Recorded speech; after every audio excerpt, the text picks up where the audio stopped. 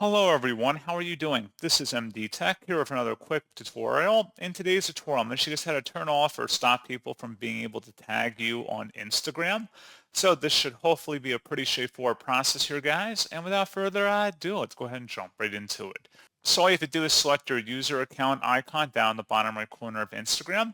And then once you're on your profile page, select the hamburger icon in the top right. And then scroll down underneath how others can interact with you and select tags and mentions.